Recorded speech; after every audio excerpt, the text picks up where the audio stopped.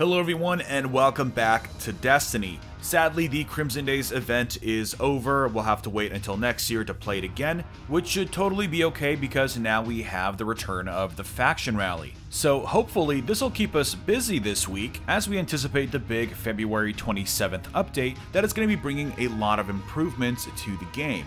So in this video, we're going to take a look at the weekly activities and see exactly what the faction vendors have to offer. Let's get into it.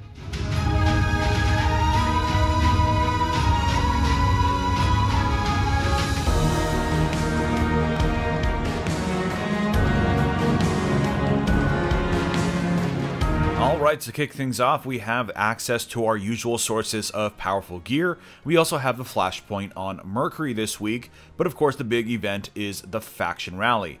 Unfortunately, Crimson Days is over, as you can see here. It was very short-lived, and thankfully, because of its success, hopefully we'll be seeing it again next year.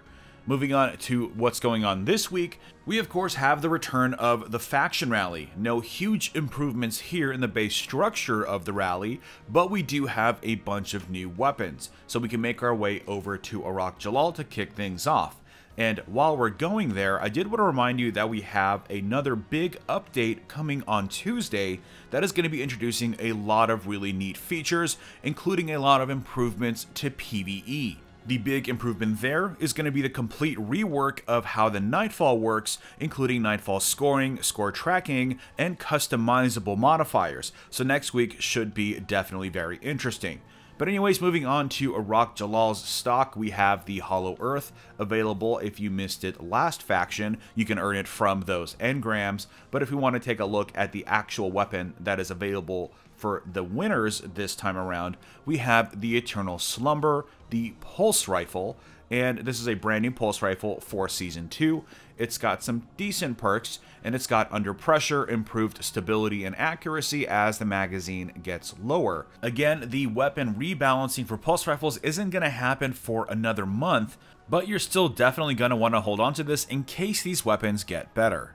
Heading over to Laxmi, we can take a look at what FWC has to offer. Again, we have the auto rifle from last time, the Doubt, available in the engrams, so you can pick this up. But then if we take a look at the actual weapon available for winners, we have the Dream, a new scout rifle, which is very reminiscent of the Crucible scout rifle. It is a high impact damage tier, and ironically, unlike the Crucible scout rifle, it has snapshot sights, which should definitely be very nice to have in the Crucible. So this is going to be a weapon to definitely keep an eye on.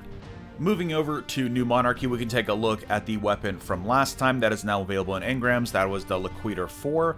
Unfortunately, I was not able to purchase any of these weapons last time. It was just during my move and I wasn't able to log on to purchase whoever won, but it is something that I'm going to be keeping an eye out for. Now, moving on to the weapon that is available this time, we have Legal Action 2. It is a pulse rifle again, but it does seem to be a very interesting one thanks to its Rampage perk. So this is another weapon that might actually be very effective, again, once those pulse rifle buffs go into place. Now, before we move on from the faction rallies, it is definitely worth noting that this time around there are 3 additional new weapons that you can earn from the engrams. We have a Kinetic Scout from New Monarchy, a Energy Hand Cannon from Future War Cult, and a Linear Fusion Rifle from Dead Orbit, which is definitely worth keeping an eye out for, considering the fact that it has the Outlaw perk. Heading over to Lord Shaxx to take a look at his Crucible wares, we have the sword. If you have one of these types of sword, you have them all. There's nothing really special here. It looks pretty cool because it's wrapped in bandages, but aside from that, you can pretty much pass it up. Moving on to Commander Zavala, he has the Eternal Blazon Scout Rifle available. I definitely don't recommend picking this up. There are a lot of other better energy scouts out there. In fact, there's a better Amalon scout rifle, the Manamana. But I really don't like this one because I really don't like the perk Moving Target. Moving on to tests, we can take a look at some of the items available for direct purchase. And we start with Kabir's Glass Aegis, which looks pretty awesome. This is definitely the ship we should have gotten for Vault of Glass and Destiny 1.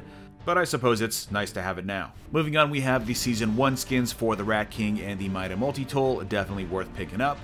For the Eververse armor set, we have the class item this week. And for the shaders, we have Indigo Matrix and Descendant Vex Chrome, which I'm not a huge fan of because it makes your armor look like old and rusty, and That's sort of the opposite of being all heroic and stuff, so not a huge fan of that one. We also have the disco dance if you've missed out on that, so definitely pick that up if you don't have it. And aside from that, that pretty much brings us to the end of the video. That's what's going on this week. It's sort of the calm before the storm that is next week's huge new features for PvE. Let's just hope that it actually adds a lot of cool replayability. I'm definitely going to be hitting it pretty hard to see exactly what that modifier system is capable of. Are you looking forward to it? Do you think it's going to make Nightfalls a little bit more replayable? Let's discuss. Anyways, as always, drop a like if you enjoyed this video, subscribe for more Destiny content, and I will see you all next time.